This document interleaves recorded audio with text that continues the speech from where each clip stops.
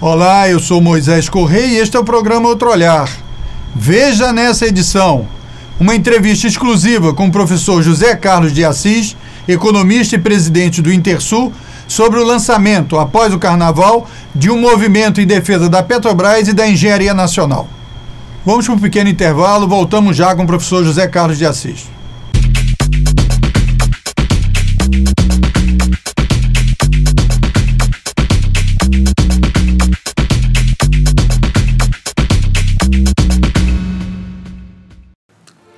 Olá, eu sou Osmar Prado e estou aqui para falar sobre algo muito grave. No Congresso Nacional, um projeto de lei pretende regulamentar a terceirização do trabalho no Brasil. Imagine a escola dos seus filhos sem professores, hospitais sem médicos e enfermeiros, uma construtora sem operários. Todos substituídos por profissionais com menos direitos e garantias. A terceirização se dá quando o trabalho de alguém é vendido por um intermediário que lucra com isso. O projeto pretende autorizar essa prática de forma generalizada. O resultado será prejudicial a todos os brasileiros, pois os trabalhadores perderão direitos e garantias conquistados com anos de lutas. A proposta traz benefícios apenas para os empresários que usarão a mão de obra com custo baixo. Basta lembrar que os maiores índices de acidentes de trabalho que hoje ocorrem no Brasil atingem os trabalhadores terceirizados. Caso ocorra a aprovação desse projeto, teremos redução dos atuais salários e empresas sem empregados, pois todos serão terceirizados. A terceirização existe para que a produção fique mais barata, o que pode acobertar o trabalho escravo no Brasil. Não podemos permitir que poucos ganhem com o trabalho de milhões. Esse é o Brasil que você quer para as futuras gerações? Eu digo não. Eu digo não. Eu digo não. Não para a terceirização do trabalho. E você?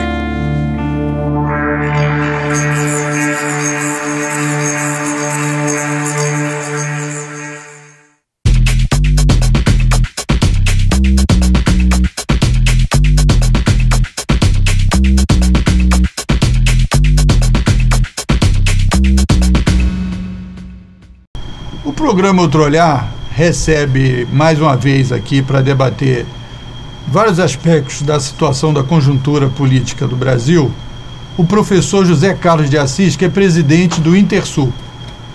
Professor, conta um pouco para os nossos telespectadores essa ideia de lançamento de várias entidades da sociedade civil da Aliança pelo Brasil. Por que criar um movimento de mobilização em torno do tema Aliança pelo Brasil? Por quê? Porque nós estamos atravessando uma das maiores crises políticas da história republicana. Não tivemos no Brasil crises desse tipo, a não ser em momentos de grande mudança, de grande mobilização. E dessa vez nós estamos sendo arrastados por uma crise, na verdade, é um ato de corrupção contra a Petrobras, como se fosse alguma coisa da Petrobras. Quer dizer, nós temos, a Petrobras se tornou vítima de um esquema de corrupção extremamente grande e as forças que se opõem à Petrobras, os oportunistas que querem fragmentar a Petrobras, os oportunistas que querem desnacionalizar a Petrobras, estão se aproveitando para tentar fazer uma crise nacional que vai até a presidência da República, o que é um absurdo. Quer dizer, isso nos assustou, a nós da sociedade civil, né, nos assustou essa tentativa grotesca de transformar uma crise de gestão, né, e de corrupção. Realmente houve corrupção e isso está sendo apurado pela Operação Lava Jato, vai transformar isso numa crise política de larga escala, né. Então nós estamos correndo um risco muito grande, né? Na verdade, não é um ataque à Petrobras, não é um ataque a uma empresa só, é um ataque ao Estado brasileiro, né? E, por sinal, não é só a Petrobras que está sob ataque, o BNDES também, os bancos públicos também.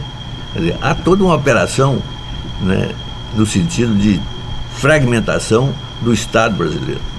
Foi isso que nos levou a reunir. Nós estamos trabalhando, né, numa grande articulação, né, vamos para isso usar a rede de TVs comunitárias, vamos para isso usar, né, uma rede de sites, e a ideia é fazer uma blindagem popular da Petrobras, né, para impedir que o oportunismo leve essa empresa a uma situação de fragmentação. A Petrobras quer dizer, oriunda, inclusive, de uma mobilização popular.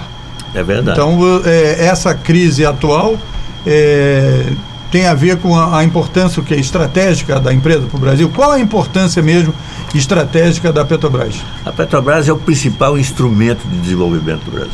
Ela responde por mais de 10%, quer dizer, o setor petróleo, liderado por ela, responde por mais de 10% do produto interno bruto.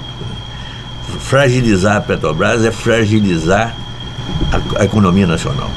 Ela não é a questão apenas de ser um ícone político, é uma questão prática. A Petrobras, com sua, né, hoje a Petrobras, né, com a sua rede de encomendas, né, com a sua rede de construção, né, com a sua rede de articulação, né, com demais empresas privadas, hoje ela empurra em grande parte a economia brasileira.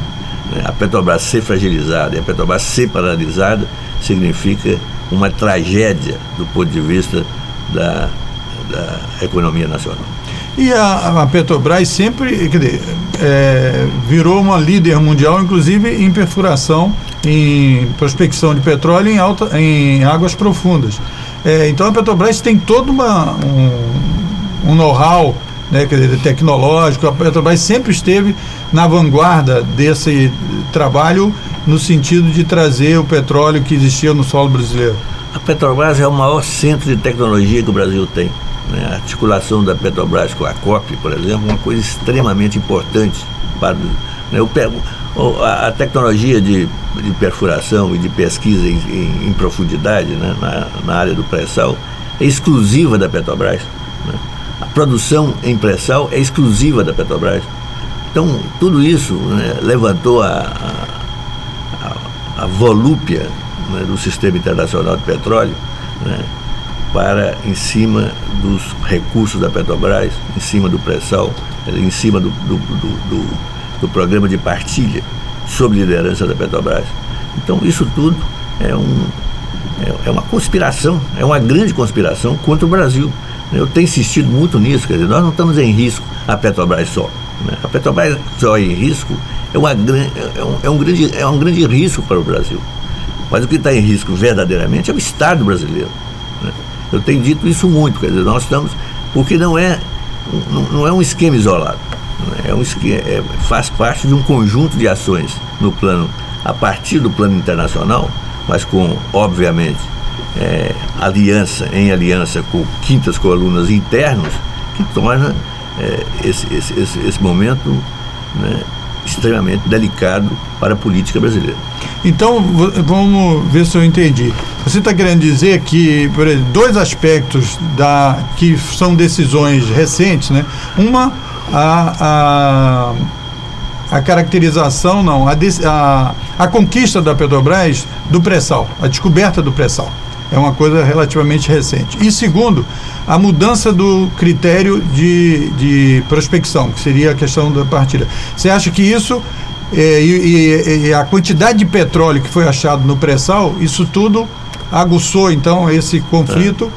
Porque essa questão de corrupção, de problemas de corrupção, é uma coisa que já acontece no país há muito tempo, né? E tem que ser combatido, aprofundado e tal. Mas você acha que há um aspecto específico do ataque à Petrobras? Eu acho que tem, porque é o seguinte, é evidente que esse nível de corrupção que aconteceu, quer dizer, isso foi confessado, quer dizer, você tem um criminoso, Paulo Roberto, que confessou claramente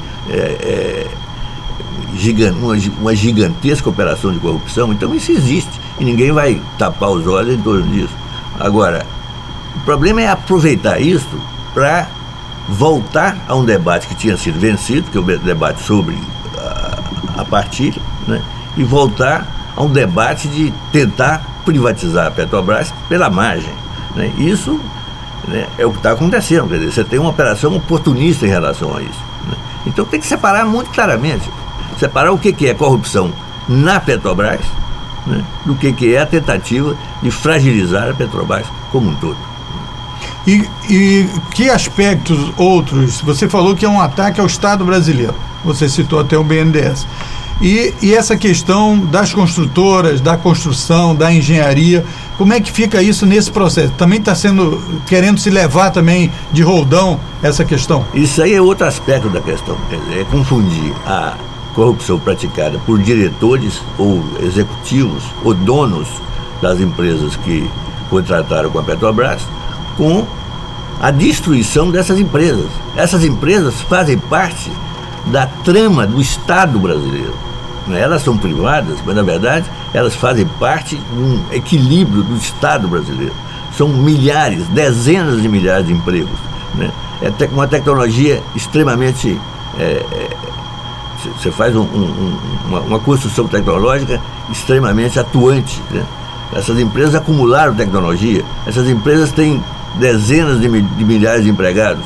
Essas empresas... Boa parte das obras do Brasil foram construídas por elas. Exatamente. Essas empresas geram renda. Quer dizer, tudo bem que houve algum tipo de desvio, houve algum tipo de corrupção, condena-se quem praticou a corrupção. Porque isso não foi feito abstratamente por uma empresa que é uma personalidade jurídica. Isso foi feito por pessoas, diretores, executivos, seja quem for.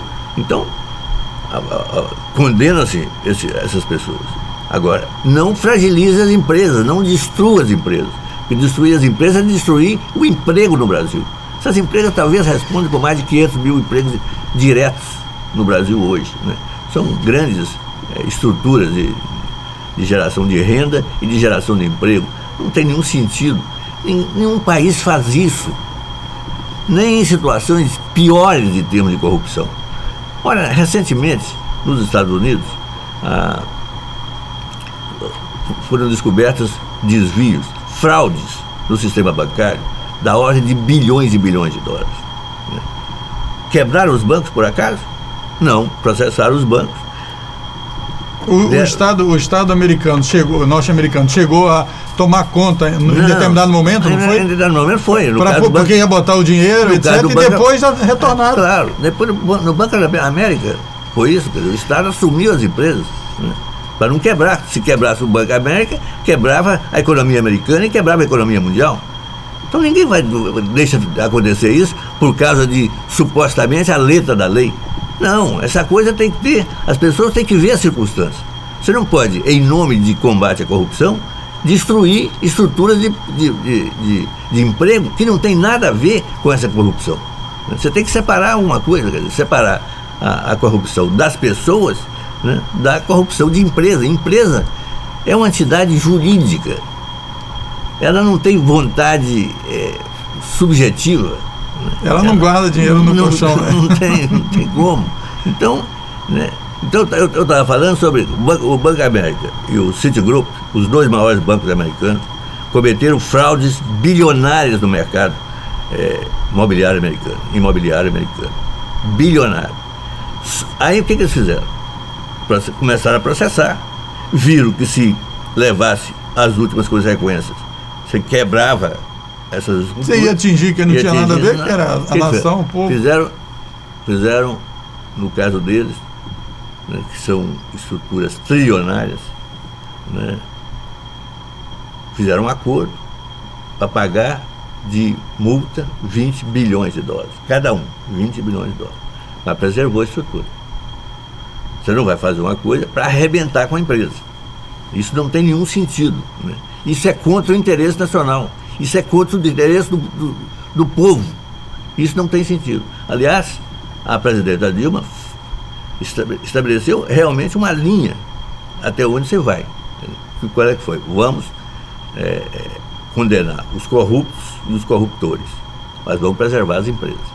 Isso aí é absolutamente fundamental e a sociedade brasileira tem que tomar consciência disso, porque há uma linha, né, inclusive de advogados que vem para botar para quebrar. Quer dizer, os promotores da Operação Lava Jato, o juiz da Operação Lava Jato, não quer acordo, não, tem que arrebentar com as empresas. Isso não existe. Isso é contra o Brasil. Inclusive, eu acho que também há uma cobertura da mídia que confunde as pessoas. Agora mesmo, sobre a questão da Petrobras, hoje está no Globo, como você falou, que esse diretor que você citou, que é do setor de abastecimento da Petrobras, 93% ou 94% de todos os problemas foi na área dele. Está no Globo de hoje. Certo? E eles estão levantando, e eles levantaram ali que chegaram já a valores em torno de 2,1 ou 2,5 ou 3 bilhões. E eles estão divulgando esse negócio de 88 bilhões como uma manobra para passar o seguinte, então o roubo foi de 88 bilhões, etc. Exatamente. E o Nassif fez até uma matéria, que eu não sei se você teve acesso, dizendo isso, que esse cálculo, certo, então está se embananando atrás de um cálculo de qual seria e tal, que está deixando a coisa ainda mais confusa.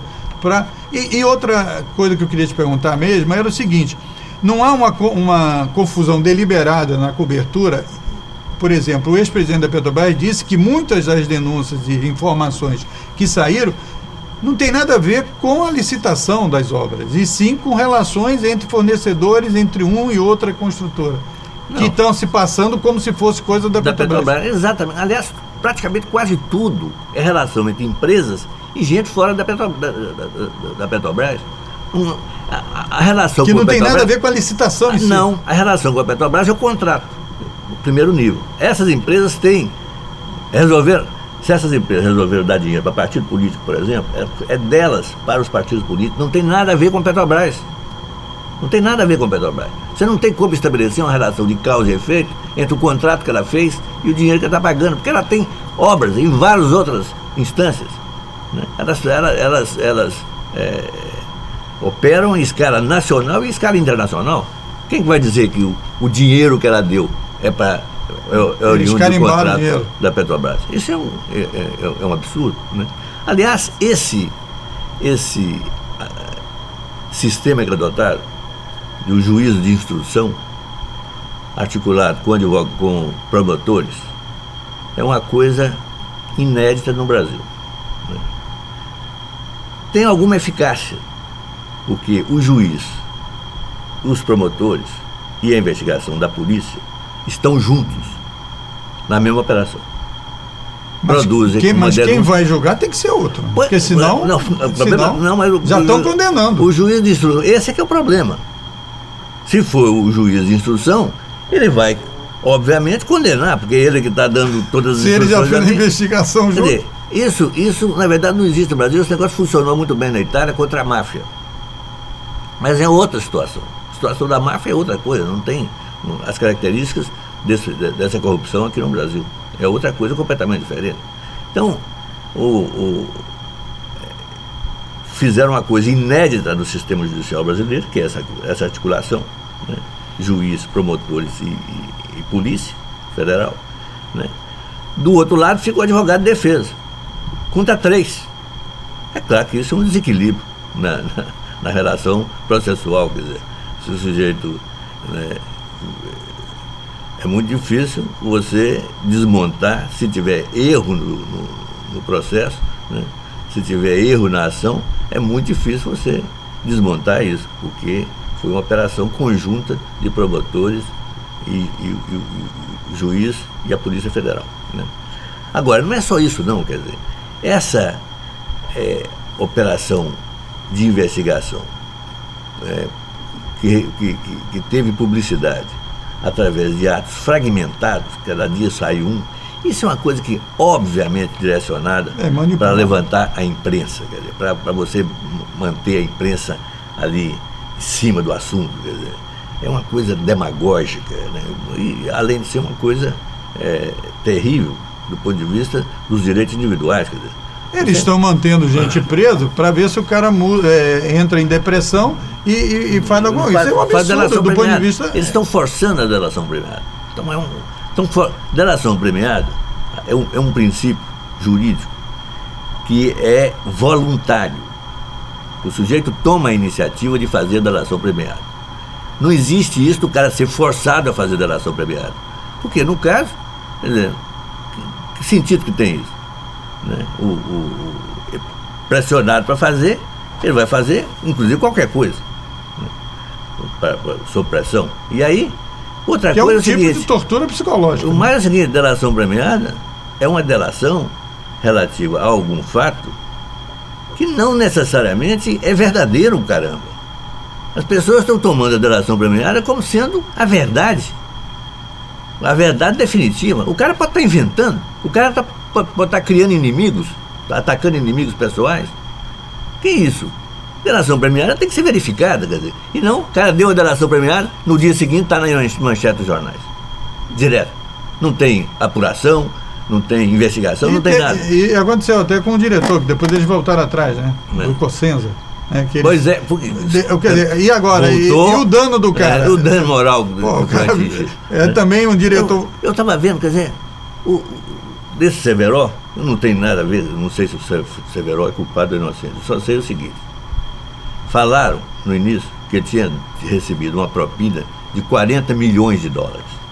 Ora, uma propina de 40 milhões de dólares é alguma coisa que é muito dinheiro em Nova York. Eu olhei aqui e falei, não é possível, se esse cara conseguiu uma propina de 40 milhões de dólares, realmente o mundo acabou. Não falaram mais nada depois. Passaram 3 dias falando, propina de 40 milhões de dólares, recebeu propina, foi acusado por receber propina de 40 milhões de dólares. Foi lá interrogar, não aconteceu nada. O interrogatório deles, a parte publicada do relatório, no interrogatório deles, nem menciona esses 40 milhões de dólares. No entanto, ficou na mídia durante 3 dias e de vez em quando volta. Porque a mídia é repetitiva. Ela vem, vai lá atrás, o cara tem lá um dossiê lá que ele consulta e olha, o Severo é o tal que recebeu 40 milhões de dólares. Eu acho até que é possível que o Severo tenha cometido atos de corrupção, mas é bom provar, né? Tem que provar. E me parece, professor, que a cobertura está claro que é uma cobertura para desinformar, mais desinforma do que informa. Porque, veja, se há um sobrepreço nos contratos para pagar políticos, eles disseram que chegava, o máximo seriam 3% a propina, certo? E agora falam em 88 bilhões, certo? Então, quer dizer, é uma coisa que não está claro. O que é? Se houve financiamento de partido, etc., a propina de 3% foi o que eles disseram. E em alguns lugares eram 2%, seriam 2%. Então, como é que pode ter dado prejuízo de 88 bilhões? Que quantidade de contratos? Trilhões de contratos. Trilhões para encontrar. É claro. Então, agora, essa coisa, né, quando é massificada, quer dizer, você tem coordenado um cartel da imprensa, cartel da mídia.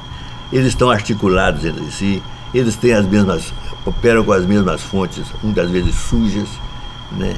E se superpõem, quer dizer, um fala hoje, o outro dá cobertura amanhã, a televisão dá cobertura, a televisão puxa outra hora, depois o jornal dá cobertura, os jornais dão cobertura, quer dizer, isso é uma coisa massacrante. É um massacre. Agora, observa o seguinte, é um massacre da Serra Elétrica. Tudo bem, quando tem... Por que a gente é a favor de liberdade de imprensa? Porque tem uma competição, tem que ter uma competição. Mas, bom, você tem 4 jornais.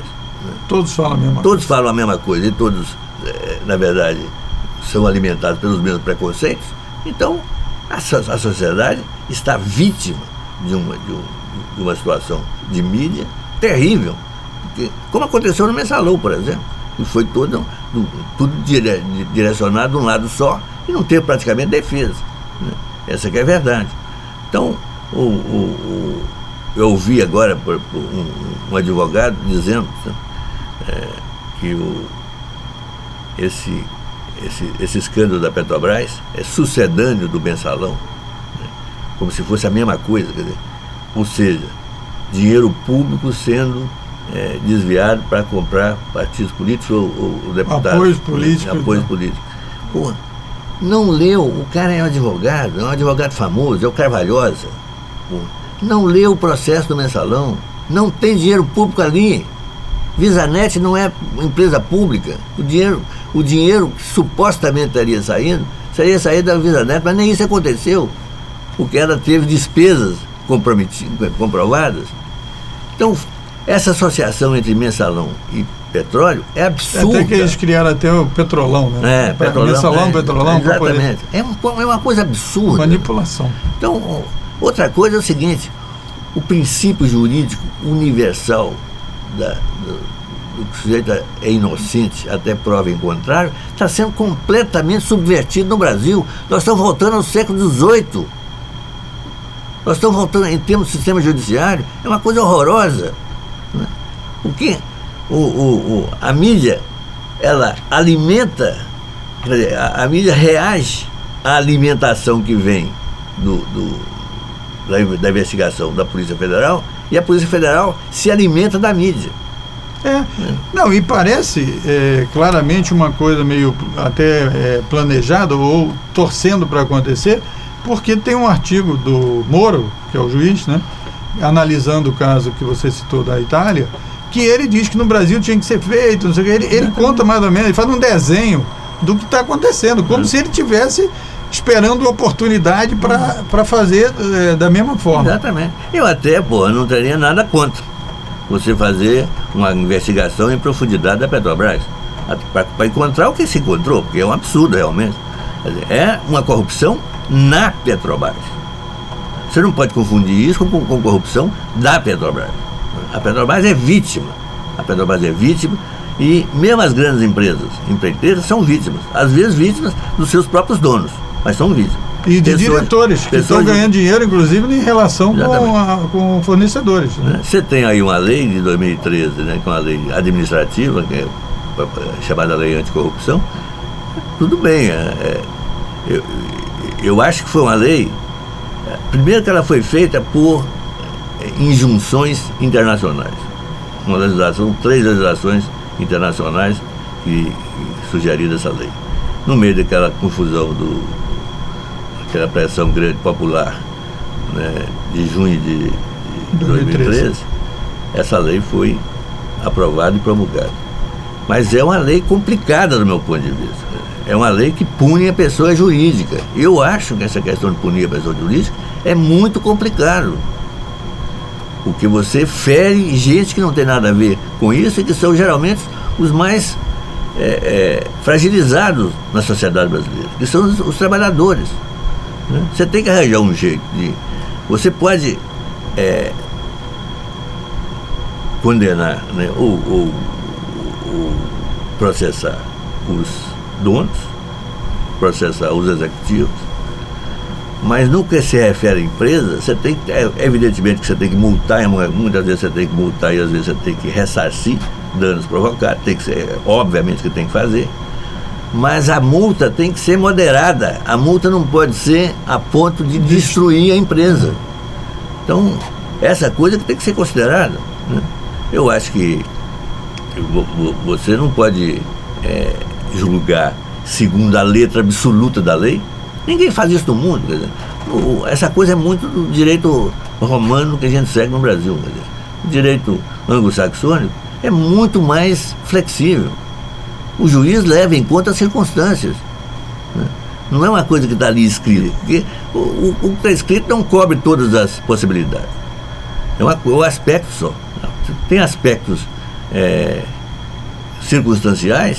Uma empresa que foi feita para ser laranja, para fazer bobagem, etc. Tal, tudo bem. Agora, uma empresa que se estabeleceu ao longo de décadas, né, e se foi responsável por vários, inclusive dominar a tecnologia de construção, e que essas empresas inclusive fazem no exterior. Né? Quer dizer, são empresas que têm um gabarito tecnológico e técnico muito grande. Muito grande. Agora, então, vamos lá. Isso ficou bem caracterizado.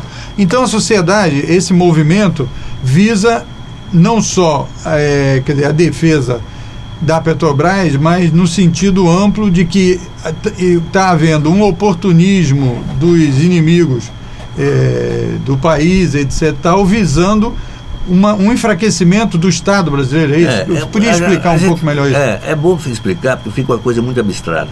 O que, na verdade, se quer? A isso que a gente chama de inimigos da Petrobras, né? Inimigos do Estado brasileiro.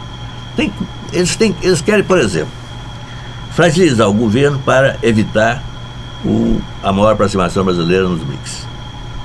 Querem promover tratados de livre comércio com os Estados Unidos e Fora do Mercosul e tudo. Querem acabar com o plano de partilha, com o modelo de partilha da Petrobras. É muito objetivo o que eles querem. E questões que nada tem a ver com corrupção e nada. Mas estão enfraquecendo. Na medida que você fragiliza o Estado, isso aí aparece. Os agentes políticos podem ficar na defensiva. Querem fragilizar o BNDES como instrumento de desenvolvimento brasileiro. Então, tem muito claro isso. Quer dizer, as pessoas não precisam de ficar, né, caçando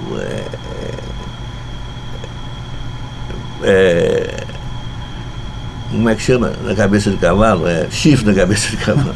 Caçando chifre na cabeça. As pessoas. Basta ler a imprensa diária. Está cheio de artigos de colunistas brasileiros, né? Está cheio de artigos internacionais que são traduzidos aqui, né? Que começa lá fora, quer dizer, o ataque ao BNDES agora, por exemplo, está começando lá pela Financial Times. Aí ele é traduzido aqui, né? Impacta aqui, né? Aí, numa situação dessa de ataque para todo quanto é lado, né? O governo fica fragilizado, acaba cedendo. Isso é que acontece, é uma coisa muito objetiva, não é uma coisa do tipo, né, abstrato. São os inimigos, são os adversários. Não é isso. Estão aqui, é aqui dentro. Aqui eles estão em aliança com os caras lá de fora. É porque essas coisas não são claramente interpretadas. Eu citei aqui agora, acabei de citar a questão da aliança, do Tratado de Livre Comércio com os Estados Unidos e com a Europa. Quem que está capitaneando isso? Armínio Fraga. Quem é que é? Foi executivo do Soros, um dos maiores especuladores internacionais. Foi presidente do Banco Central. Ele, na campanha eleitoral, ele abertamente defendeu isso. Agora, o que significa? Isso é que é para as pessoas entenderem. O que significa tratar de livre comércio com os Estados Unidos e com a Europa? Significa você simplesmente destruir a estrutura produtiva industrial interna. Porque nós não temos condições de competir com a empresa americana. Nós não temos condição de competir com a empresa europeia. Nós não podemos ficar em igualdade de condições com ela. Nós temos que ter proteção tarifária, porque senão serão destruídos empregos e renda e cadeias produtivas aqui dentro. Então, é importante dizer que os Estados Unidos protegeu a indústria dele frente à Grã-Bretanha. Todos os países do mundo, todos, basta ler o livro do Chang chamado Chutando a Escada. Todos os países do mundo, na fase de decolagem, na fase de início do processo de desenvolvimento, todos protegeram as suas indústrias. Todos. E nós, depois, todos eles, sem exceção, se tornaram livre-cambistas, ou seja, se tornaram favoráveis aos tratados de livre comércio. Essa que é a verdade. E os tratados em caráter multilateral ou bilateral. Então, isso está óbvio. Agora, as pessoas defendem isso com a maior cara de pau. Escrevendo artigo no Valor, escrevendo artigo do artista. Como se fosse assim. Não, a gente tem que ter o direito de ter as coisas que estão no exterior. Essa ideia muito, assim, vagabunda. Né? Você tem que ter. É livre. Então é livre e liberdade. Não é isso. É aprisionamento, é desemprego, né? É destruição. Claro. Então, quer dizer, isso está na ordem do dia dos conservadores e dos chamados ortodoxos aqui no Brasil hoje. Porque está todo dia falando nisso. Agora, nessa crise da Petrobras, apareceu de novo isso. Nós temos que ter, né, arejar a economia, abrir a economia, não sei o que, tal. Nós não somos favoráveis ao fechamento da economia, não. Você tem que ter um cuidado nisso. Não é de uma vez, não é fazer igual o Collor fez, destruir tudo de uma vez por todas. Uma coisa, né, fragilizou muitas empresas brasileiras, e abriu caminho para privatização em larga escala, né? Sobretudo no caso das empresas públicas de serviço. Não fizeram a privatização dos serviços da Telebrás e da Embratel? Você está satisfeito com o serviço que está sendo prestado pelas concessionárias e operadoras? Pelos preços? De telefonia? Você está satisfeito com os preços? Comparativamente com o exterior, que eles diziam que nós íamos fazer uma... Cadê a tarifa parecida com o exterior? Não é. Não, depois, para você fazer uma ligação telefônica, você tem que discar 3, 4, 5 vezes. Né? Você está falando no telefone, cai. Isso tornou rotina. Aí a agência reguladora, a Anatel, as agências reguladoras vão, né, tratar bem o mercado e tal, cuidar do mercado, não sei o que e tal, regular. Está tudo capturado. Foram todas compradas pelas operadoras. Essa que é a verdade. Né? Eu estava sugerindo a um senador amigo meu, vê se promove uma CPI em cima da telefonia. O que está acontecendo é um absurdo. Mas ele fica meio um pouco... Bom, esse Congresso é meio complicado. Pode ser que os caras dificilmente vão fazer uma investigação em torno disso. Mas eu acho que a opinião pública brasileira devia se voltar para essas questões. Né? Os efeitos, no caso específico da telefonia, o efeito é privatização. Né? Então, quando começa essa onda, né? Porque isso vem numa onda. Eu me lembro, quer dizer, como é que começou a onda da privatização? Vem de fora para cá. São os artigos do The Economist, os artigos na Financial Times, os artigos no Wall Street Journal, sobre a economia brasileira, pressionando. Aqui, cara, não, para o Brasil ter, né, uma boa figura no sistema internacional, é preciso fazer o que eles querem. Então, cede tudo. Né, o que foi cedido, sobretudo no governo Collor e no governo Fernando Henrique Cardoso. E, infelizmente, no governo Lula, também seguiu o mesmo caminho, não foi muito diferente, não tinha mais do que privatizar. Né? Agora eles querem essa questão dos bancos. Agora é diferente, quer dizer, agora vai ao filé mignon do Estado brasileiro.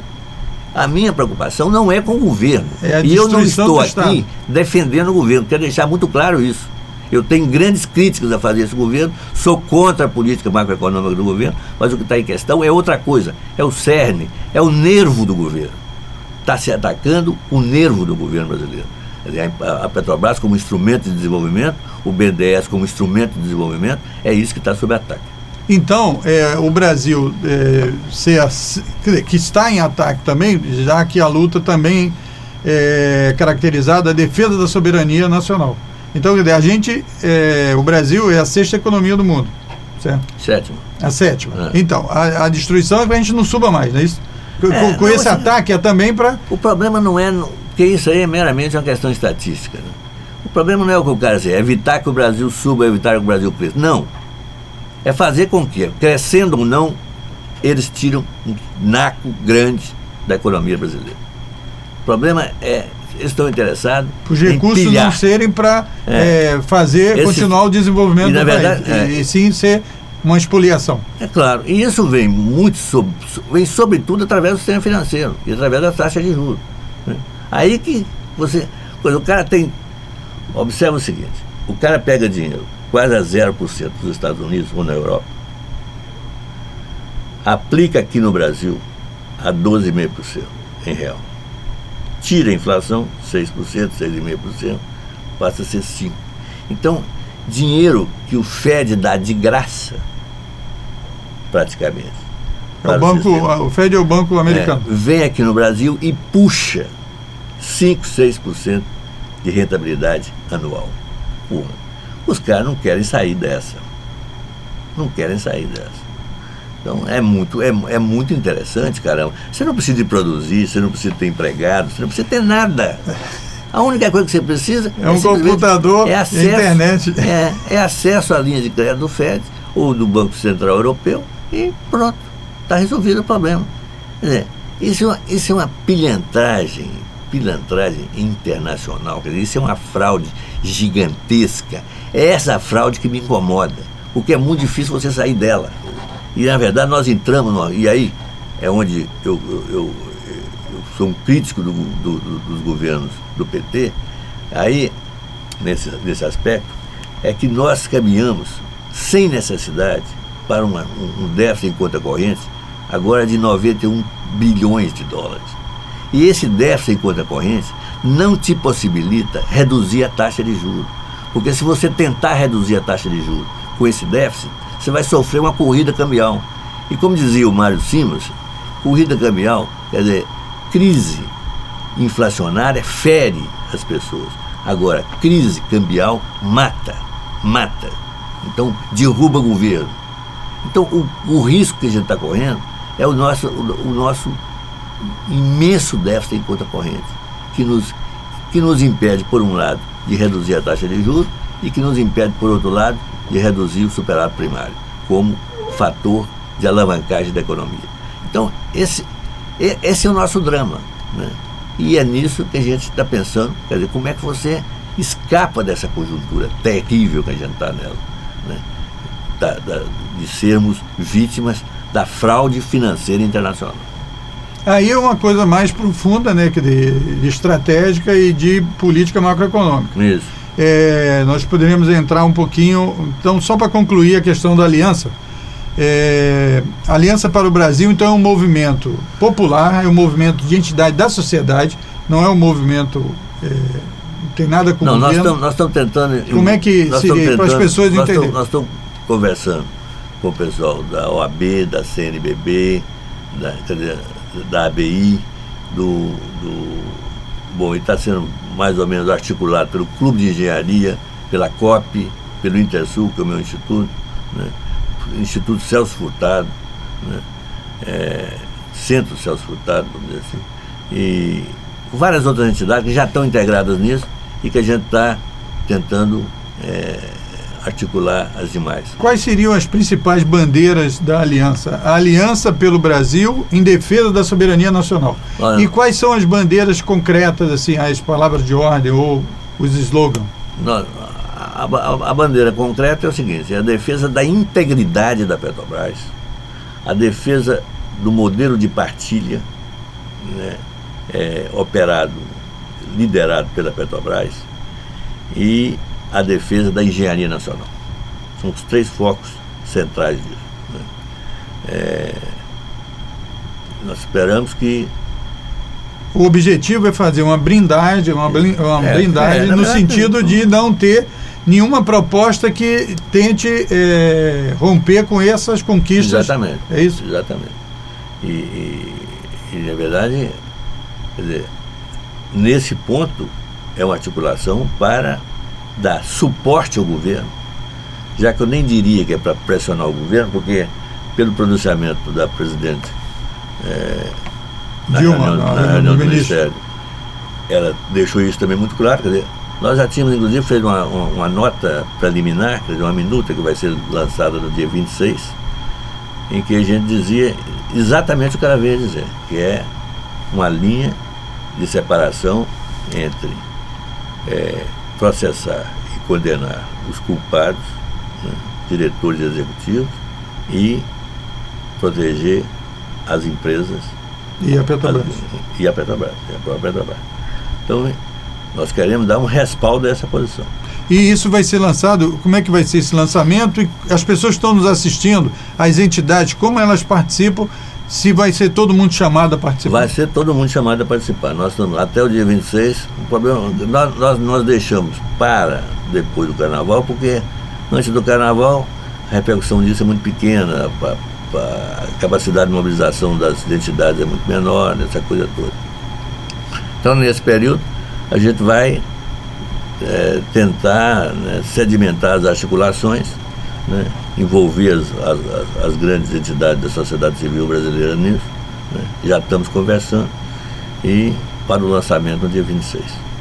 Então, o que o professor acabou de dizer é que depois do Carnaval, lá para o final de fevereiro, será lançado a Aliança em Defesa do Brasil. Se você que está assistindo essa entrevista quiser falar alguma coisa com o professor, dar opinião, dar a sua sugestão, etc., está aí na tela, secretarioexecutivo@redintersul.org.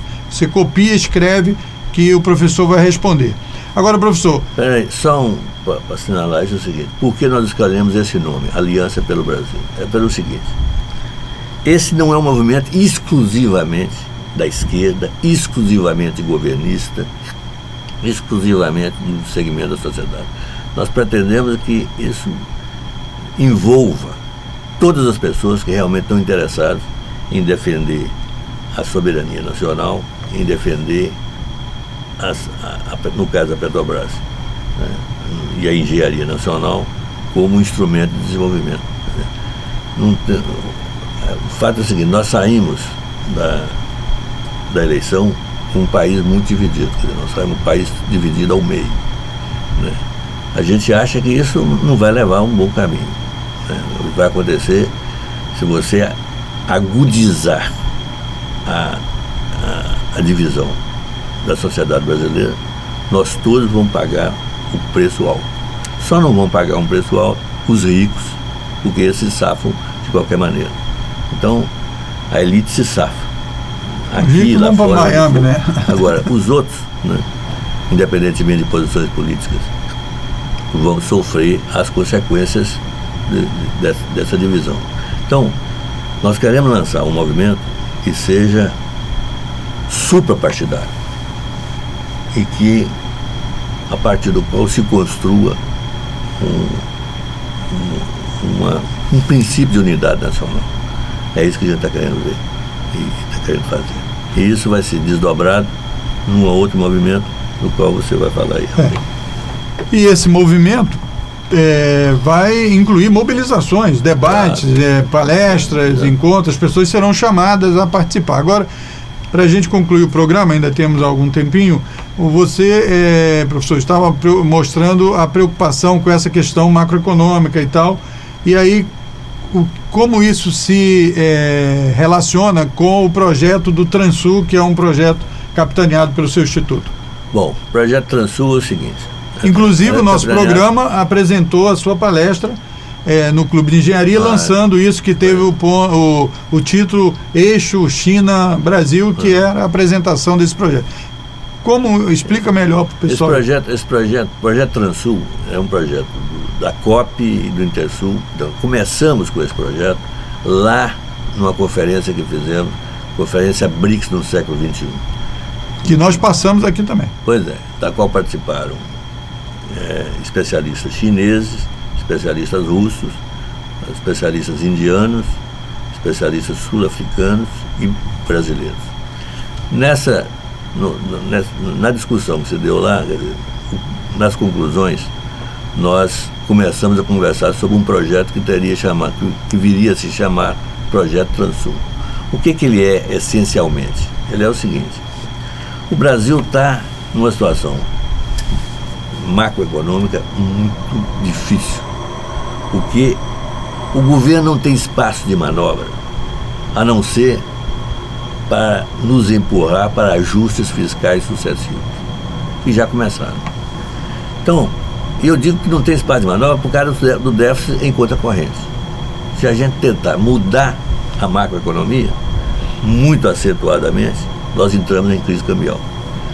É claro que não precisa fazer um programa de ajuste do tipo que estão tentando fazer. Está muito alto, mas algum programa de ajuste, independentemente de quem seria o ministro da Fazenda, ia ter que ser feito para acalmar o sistema internacional em relação à economia brasileira e não haver uma corrida contra o real.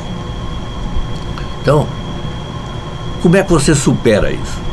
A única forma de superar isso é pelo aumento da exportação.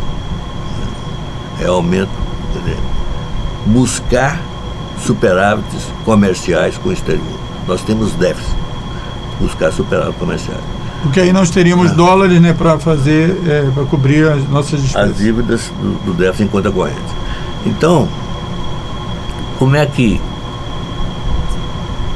nós podemos fazer isso? Pelo lado da manufatura, da indústria, é muito difícil, porque você não tem como concorrer com a China no mercado mundial, e não tem como concorrer com a Europa, os Estados Unidos e Japão, todos eles determinados a aumentar suas exportações por causa da crise.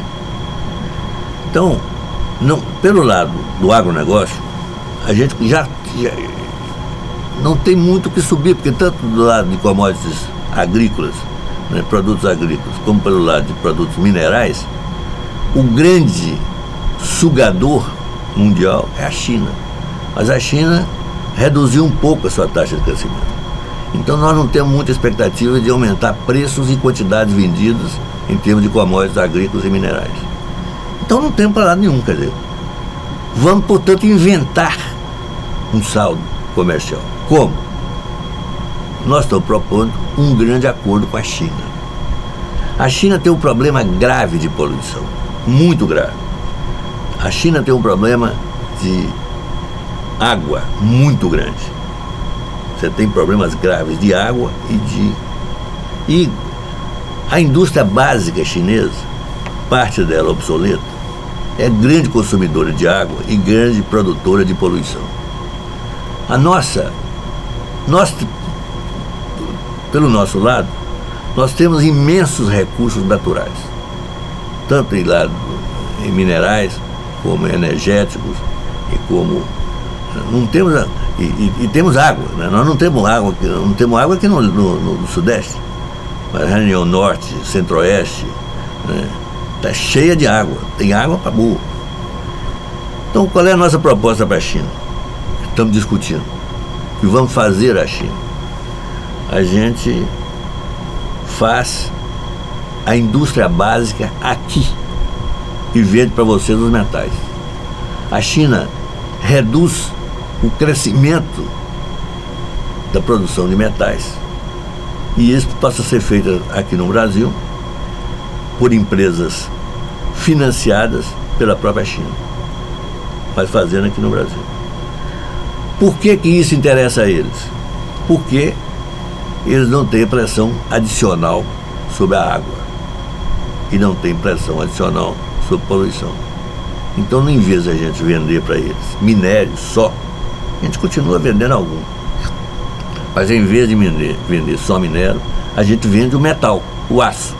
Que é o minério industrializado. Exatamente, o cobre, o alumínio, quer dizer, essa série de coisas.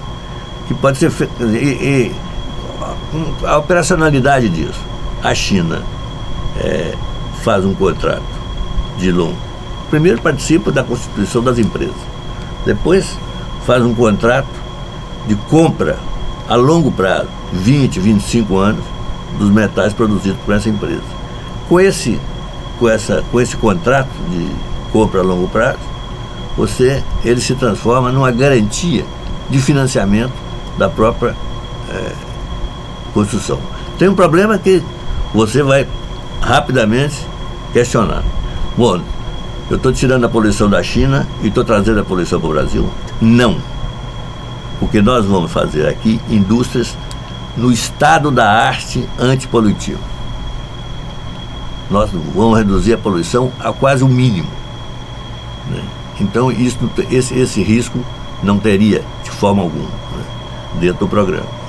Agora, a gente imediatamente ao estabelecimento de acordo desse tipo, você teria um empuxe grande ao crescimento econômico brasileiro. Por quê? Porque você teria que fazer a infraestrutura de logística, né? De estradas, ferrovias, coisa, entre a mina e a indústria, e da indústria para o porto. É claro que em determinados lugares, por exemplo, no norte, você nem precisa fazer, é só fazer o programa junto à linha de Carajás, por exemplo, a linha férrea de Carajás. Em outros lugares você teria que fazer ferrovia, mas isso não importa, porque você tem a garantia de demanda para você pode fazer o que se chama de Project Finance, né? Um sistema de financiamento que é garantido pela própria demanda. Então, isso seria operacionalmente muito fácil de ser feito. Agora, o grande problema, e provavelmente você está pensando nisso, é saber se os chineses topam. Então, é isso que nós estamos tentando fazer. Nós estamos tentando ter acesso, né, a instâncias decisórias na China para ver se topa esse programa. Esse programa significa o seguinte: dará uma virada na política mundial, porque nós deslocaremos o desenvolvimento da América do Sul, porque isso pode ser feito com o Brasil e com o resto da América do Sul. Vamos deslocar o eixo de desenvolvimento para o Sul e para a Ásia. Por que a gente faz isso? Porque nós não temos nenhuma possibilidade de fazer com a Europa e com os Estados Unidos, e com o Japão, porque eles não têm nenhum interesse em comprar metais da gente. Estão todos meio estagnados. Então não tem. Quem está numa situação dinâmica no mundo é a Ásia, puxada pela China. E é por isso que os Estados Unidos não vê com bons olhos os BRICS. Exatamente. Essa união, e isso é dentro dos BRICS, porque você está pegando dois participantes dos 5 e estão fazendo um projeto estratégico para os dois. E mais, quer dizer, e pode envolver outros. E mais, a Índia está na mesma situação de poluição e de falta d'água do que a China. Se isso der certo pelo lado chinês, a gente abre pelo lado da China também. Isso. E envolve o resto da América do Sul.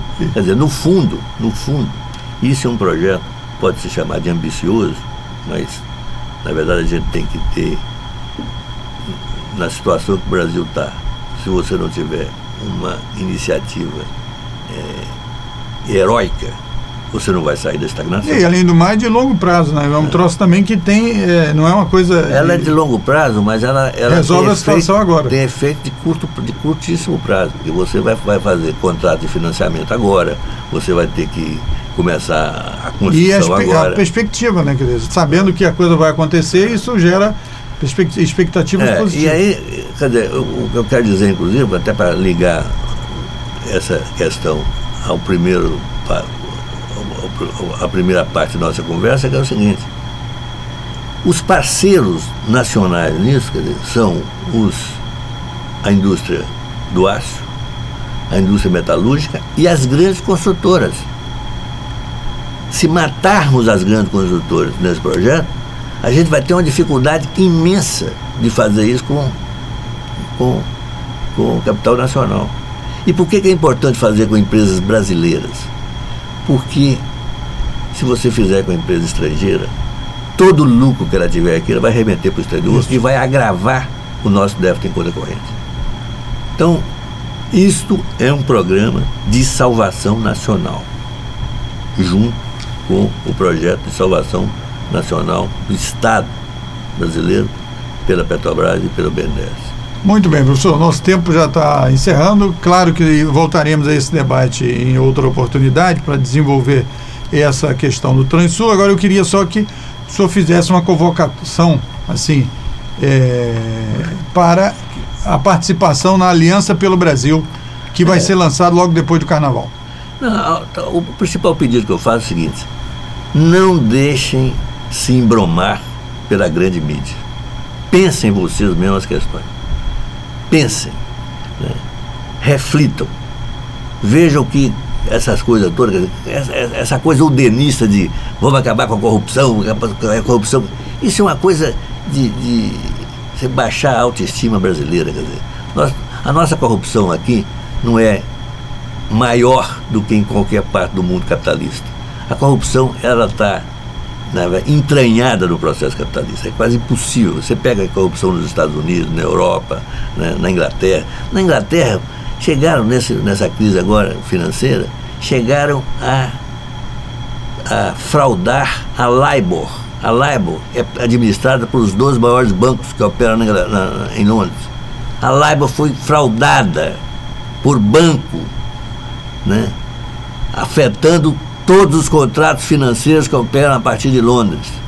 Então, estou dando esse exemplo só para dizer o seguinte: acabar com essa baixa estima, de dizer o seguinte: o Brasil, tudo aqui é ruim, tudo é uma corrupção muito grande, você não tem jeito, o sistema político é podre. Que isso? Tem muita gente boa no sistema político, tem muita gente boa no sistema administrativo, tem gente que é dedicada ao desenvolvimento brasileiro, né? E tem gente dedicada, sobretudo, aos mais pobres, né? Aos mais despossuídos. Então, vamos tentar ver, né? Vamos tentar fazer uma análise objetiva do que está acontecendo, né? O que isso leva, quer dizer, não deixar simplesmente levar por essa questão udenista de que tudo é corrupção. Você tem corrupção na Petrobras, está sendo investigado. A Polícia Federal está investigando, os promotores estão denunciando, está tudo. Qual é o problema? Tem. Pode ser ressarcido, vai ser ressarcido. Não tem que usar isso para degradar o Estado brasileiro e degradar a nossa própria autoestima. Não terceirize a sua consciência, isso que o professor falou. E essa mídia aí não tem autoridade para falar nada, porque a última delas foi a sonegação da Copa do Mundo da Globo, em 2002, que foi botar lá num paraíso fiscal, escondeu, o governo descobriu, ela disse que não era verdade e depois teve que pagar agora no Refis, pagou tudo, etc. Outro Olhar fica por aqui, voltamos na próxima semana. Obrigado.